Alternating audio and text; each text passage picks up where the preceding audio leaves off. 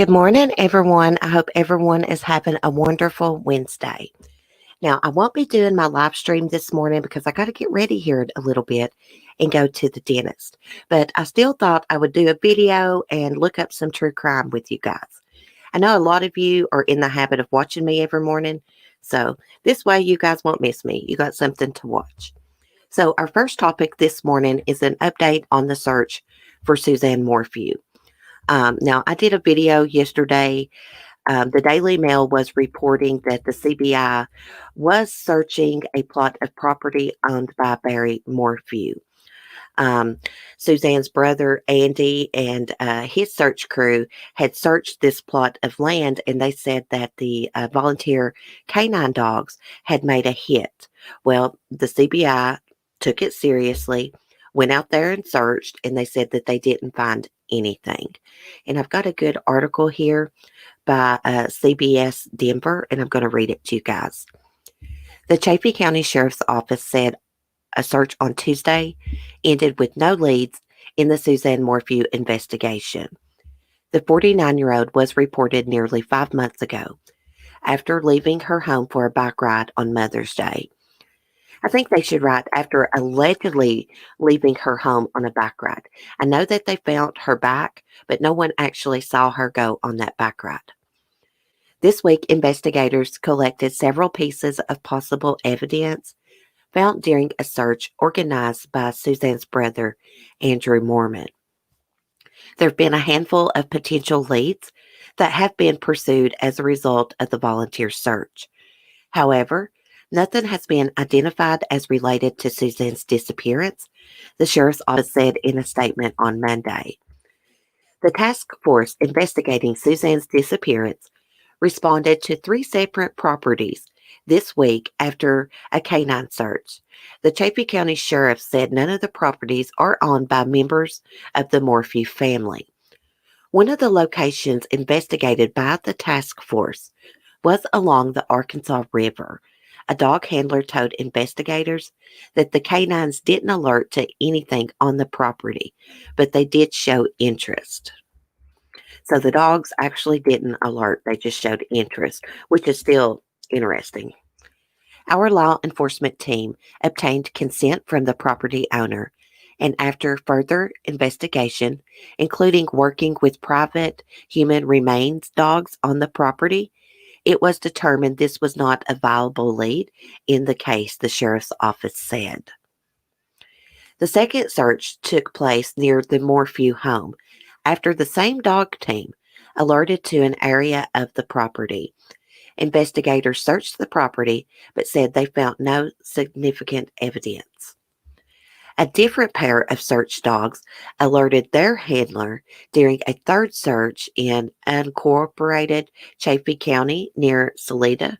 The Sheriff's Office, the Federal Bureau of Investigation, and the Colorado Bureau of Investigation excavated the property on Tuesday morning, but found nothing of inventory value.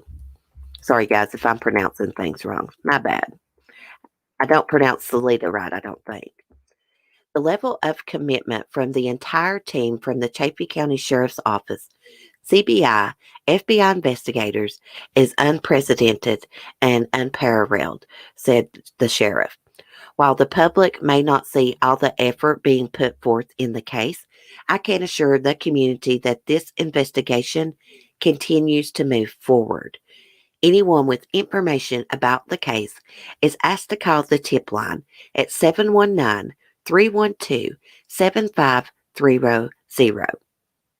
So far, the sheriff's office has received over 1,000 tips and conducted 180 interviews related to the case.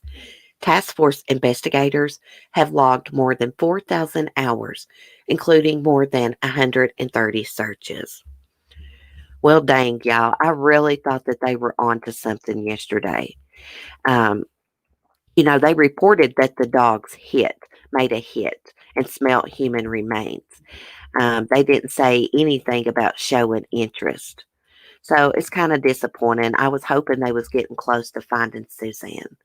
Still praying for her family. I'm praying that they find her safe. But I mean, I hate to say it, but I just don't think they're going to find her safe. I believe foul play is involved. I got a lot of respect for her brother, Andy. He has tried to move heaven and earth to find his sister. It's so sad. My heart goes out to Suzanne's family, especially her daughters. Okay, let me know what you guys think about this below in the comment section. Okay, so next up on our list is Joel Guy Jr., the guy that dismembered he murdered his parents and dismembered them in Knoxville, Tennessee. His trial's going on. Let me share his picture with you guys. This guy has the craziest eyes that's ever been made. I was going to say, I get tongue tied. Okay, so I've been following this trial, and here's just a little update about the last 2 days of trial. Crime scene that shocked investigators. Stew of human remains found in plastic bins after son kills mother and boils her head in a pot. Okay, let's see what else it says. Graphic details were shared during the first and second day of the murder trial against a Tennessee man accused of killing his parents. Joel Guy Jr. appeared at the Knoxville court on Monday in connection with the murder of his parents, Joe Michael Guy Sr. and Lisa Guy. Prosecutors laid out details that were so gruesome that one investigator called it the most horrific thing he's ever encountered in law enforcement in his life. Guy Jr. wanted his parents' money, but in order to get it, they had to be dead, prosecutors said. The suspect is accused of plotting to kill them. He allegedly carried out the plan on November 26, 2016, inside his parents' Knoxville home. NBC 10 reports that Joel Guy Jr. wrote out handwritten plans on how he wanted to stab the victims to death in order to inherit their assets. The prosecution said that the victims were getting ready to stop financially supporting Joel Guy Jr., and he was age 28 at the time, because they wanted to save for their retirement. He wrote in his handwritten reminder notes, $500,000 would be all mine. Detectives at the couple's home on November 28, 2016, for a welfare check. Okay, sorry about that. Detectives arrived at the couple's home on November 28, 2016, for a welfare check and encountered a grotesque scene. On the stove, they found Lisa Guy's head boiling in a pot. Authorities said Joe Guy Sr. was attacked first, while Lisa was shopping at a local Walmart. The attack took place in an exercise room in the home, where detectives found his severed hands. They found 2 tubs with body parts floating inside in the upstairs master bathroom. Kill him with the knife. Clean up the mess before she gets home, Guy Jr. reportedly wrote in his notebook. When Lisa arrived home, Guy Jr. attacked her before she could even put her groceries away. Grocery bags were found by the front door. Officer Stephen Ballard and KCSO Detective Jeremy McCord found human hands on the floor in one of the rooms. Guy Jr.'s fingerprints were found all over the house. Detectives testified that someone turned the heat extremely high in the home and that the home's interior had a strong chemical smell. Experts testified that Guy bought industrial strength chemicals, thinking he could dissolve his parents. Guy's handwritten notes indicated that he thought turning the heat on high in the residence would accelerate the tissue breakdown. The suspect's parents thought their son was coming for a Thanksgiving visit before moving to his own home in Hawkins County. Witnesses said that Lisa Guy had been a doting mother to her son. In turn, he stabbed her 31 times in the back and in the buttocks, police said. Guy Jr. is accused of stabbing his father over 40 times. The day of the murders, Guy abruptly left Knoxville and drove to Louisiana, prosecutors said, leaving the body parts behind. Authorities arrested Joel on November 29th. He's been behind bars since 2016, awaiting trial. Now, I've been watching some of this trial, and this guy, he's got something seriously wrong with him, of course. You cut up a body, I mean, you're not right in the head. Um, but just the way that he sits in the courtroom and the way that he was looking at the crime scene photos when they showed them, it's like he got enjoyment out of it. He was really enjoying it. Now, I think there's a lot more going on here than he just wanted their money. There's been a lot of kids that have murdered their parents for insurance money and to inherit their estate. There's been a lot that's done that, but they didn't dismember their parents. This guy is a psychopath, sociopath. He's every name in the book, really. Sickening. I'll keep you guys updated about this trial. When I get back from the dentist today, I'm going to have to catch up and see what all went on with this today. So sad. Also, last night, I got a notification about a man caught on video beating a poor, innocent dog. Let me tell you something, people. If you don't got patience, then you don't need a dog. You really don't. Because owning animals takes a lot of patience, it takes a lot of time, and it's a lot of responsibility. I'd say he has been beating on this dog on a regular basis. This happened in Florida. Police in Florida are investigating after a video was posted to social media that appears to show a man beating and punching a dog. On Tuesday, Boynton police announced in a Facebook post that that the unidentified man relinquished a 2-year-old female pit bull mix named Addison to Palm Beach County Animal Care. The man reportedly owns 2 other dogs, ages 11 and 13. But an animal cruelty investigation said those dogs appeared to be well taken care of.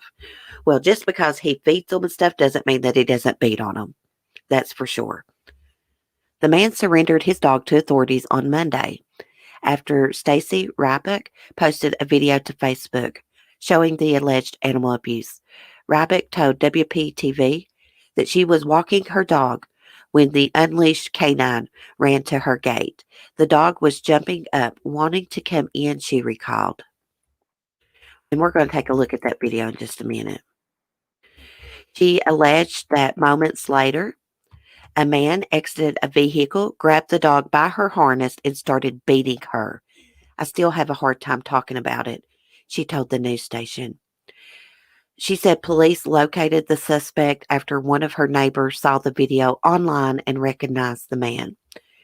No charges have been filed as of Tuesday. Boynton Beach Police said the dog will remain in Palm County Beach Animal Care and Control's custody pending the outcome of their investigation. He should have been made surrender all his dogs. They actually didn't make him surrender Addison. He did it on his own after the video had been circulating around. Let's watch this video. Warning to anyone that's sensitive, this does show an animal being harmed. In my opinion, animals are like little children. They can't protect themselves. Yeah, they can bite you. They really can't protect themselves from us humans. There should be stricter laws against animal abuse and cruelty, for sure. Big animal lover. See what this son of a gun does. She ain't even doing nothing.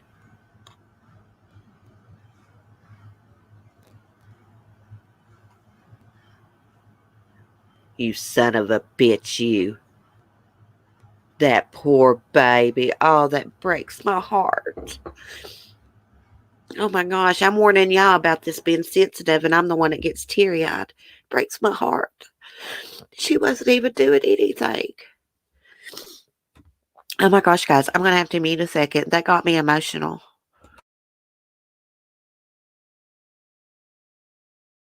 Oh my gosh, sorry. Sorry. That's the first time I had watched that video. That's the first time. I knew that he hit her in it, but that's the first time that I watched it. I wasn't expecting to get so emotional. Okay. What else was I going to tell you about? Oh, yes. There is a teacher in China. She's going to get the death sentence. What she did is she poisoned 25 children, not in her class, in another teacher's classroom. She was mad at this teacher, so to get back at this teacher, she poisoned 25 children. One of the kids died.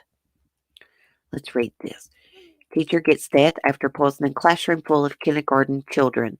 She poisoned their breakfast. She was putting it in their rice. Former kindergarten A former kindergarten teacher will face death after poisoning a classroom full of young children last year after arguing over student management issues with another teacher.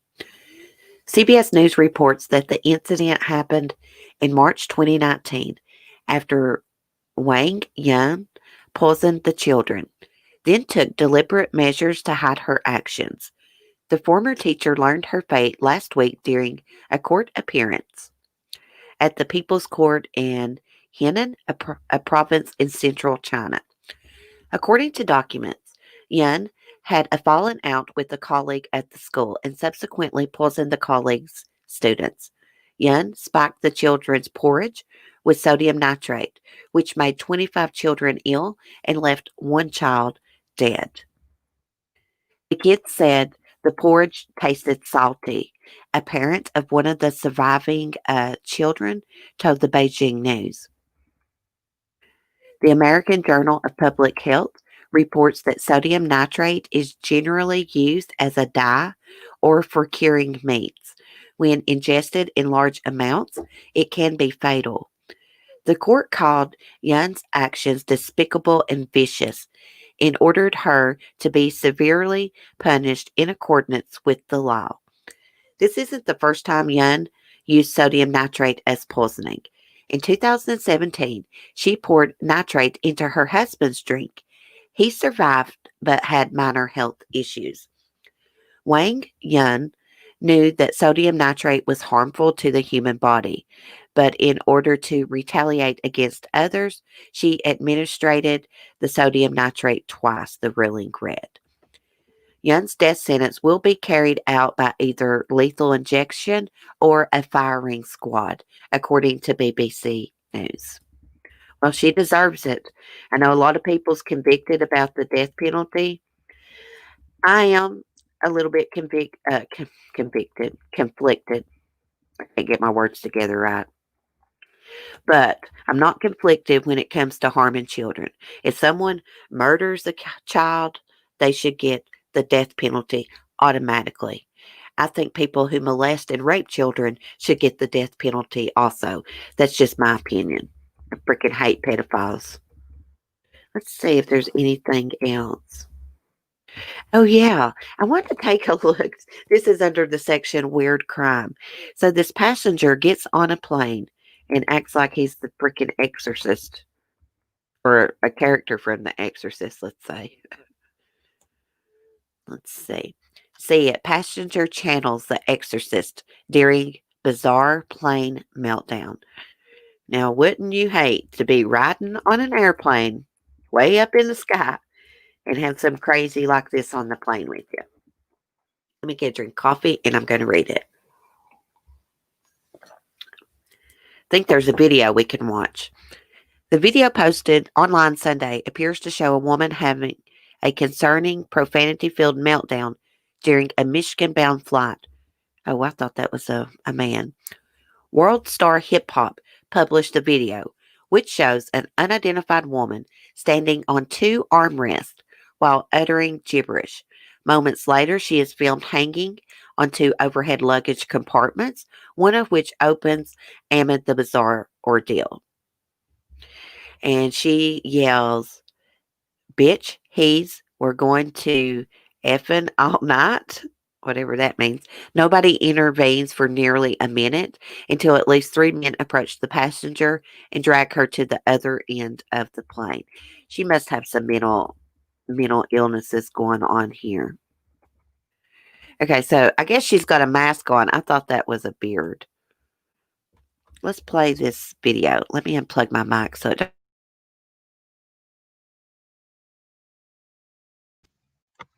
Okay, I had to mute myself. When you unplug the mic, it mutes you.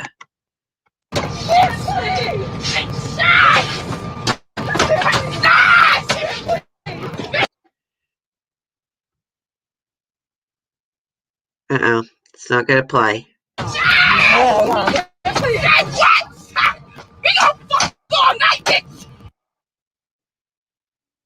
Wow. Well, I wish it would keep playing. Maybe if I exit out of the full screen, it will. I'd like to see what else was going on. Must be having internet problems this morning. Anyway, she's acting really, really crazy. I hate to use that word, but I don't know how else.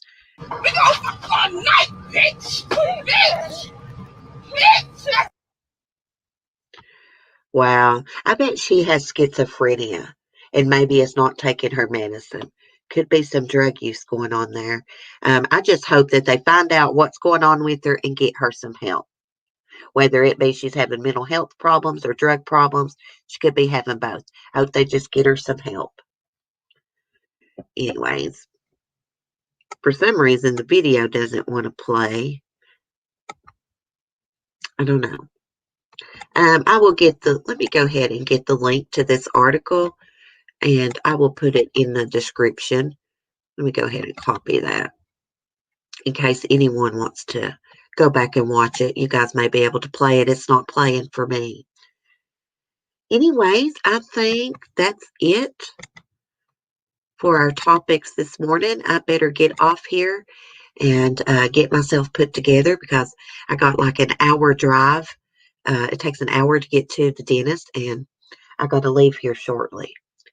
But anyways, y'all have a great day. I will try to do a post and update you about my dentist appointment. I'm probably not going to be feeling too good when I get back because I'm probably going to have several teeth pulled. I'm so excited, guys. I cannot wait to have beautiful teeth. I mean, it's all I can dream about. It's all I think about. Anyways, y'all have a wonderful day. Thanks for your support and channel members. Um, that was a good meeting last night, and we will have another one next week. I'm actually thinking about doing those meetings more often, at least like twice a week. Also, I'm going to be doing some live streams for the channel members because I do realize not everybody gets to come to the Google Meets. But anyways, y'all have a wonderful day. Be safe, be kind, peace, loves, hugs.